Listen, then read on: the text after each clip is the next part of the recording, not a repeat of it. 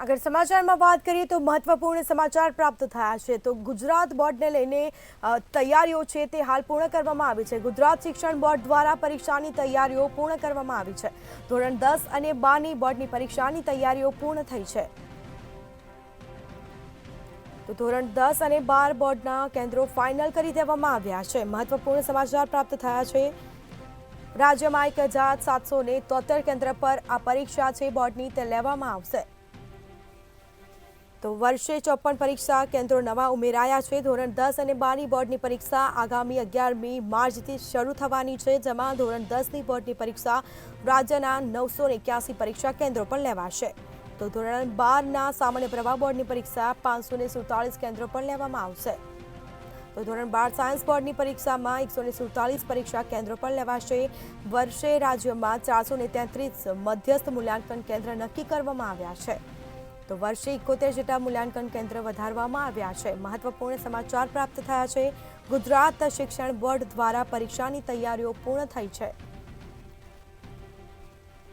તો ધોરણ 10 અને 12ની બોર્ડની પરીક્ષાને લઈને જે તૈયારીઓ પૂર્ણ કરવામાં આવી છે, તો બીજી તરફ ધોરણ 10 અને 12 બોર્ડના કેન્દ્રો ફાઇનલ કરી દેવામાં આવ્યા છે। ધોરણ 10 અને 12ની બોર્ડની પરીક્ષા આગામી 11મી માર્ચથી શરૂ થવાની છે, જેમાં ધોરણ 10ની બોર્ડની પરીક્ષા રાજ્યના 981 પરીક્ષા કેન્દ્ર પર આ જે પરીક્ષા છે તે લેવામાં આવશે। તો બીજી તરફ ધોરણ 12 સામાન્ય પ્રવાહ બોર્ડની પરીક્ષા 547 કેન્દ્ર પર લેવામાં આવશે। તો ગુજરાત શિક્ષણ બોર્ડ દ્વારા પરીક્ષાની તૈયારીઓ પૂર્ણ કરવામાં આવી છે। તો ધોરણ 12 સાયન્સ બોર્ડની પરીક્ષામાં 147 પરીક્ષા કેન્દ્ર પર લેવામાં આવશે। વધુ વિગતો સાથે સંવાદદાતા અનિતા પરમાર ફોનલાઈન પર જોડાઈ ગયા છે। જી, ગુજરાત શિક્ષણ બોર્ડ દ્વારા પરીક્ષાની તૈયારીઓ પૂર્ણ થઈ છે, શું માહિતી? જે સ્મિતા, જો વાત કરવામાં આવે તો હવે પરીક્ષાઓ નજીક આવી રહી છે। ધોરણ 10 અને 12ની બોર્ડની પરીક્ષાઓની તૈયારીઓ ગુજરાત શિક્ષણ બોર્ડ દ્વારા પૂર્ણ કરાવી દેવામાં આવી છે। જો વાત કરવામાં આવે છે તો ધોરણ 10 અને ધોરણ 12ના બોર્ડના જે કેન્દ્ર છે તે ફાઇનલ કરી દેવામાં આવ્યા છે। અને રાજ્યની અંદર જો વાત કરવામાં આવે તો 1773 જેટલા કેન્દ્ર પર આ વર્ષે પરીક્ષા લેવાની છે।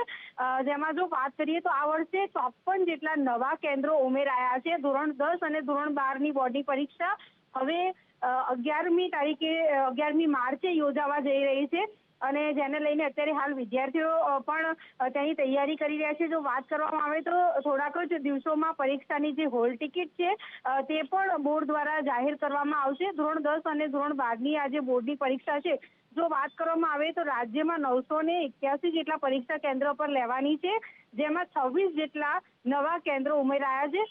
ધોરણ 12ના સામાન્ય પ્રમાણ બોર્ડની જે પરીક્ષાના 547 જેટલા કેન્દ્રો પર લેવાની છે, અને એમાં 21 નવા કેન્દ્રો ઉમેરાયા છે।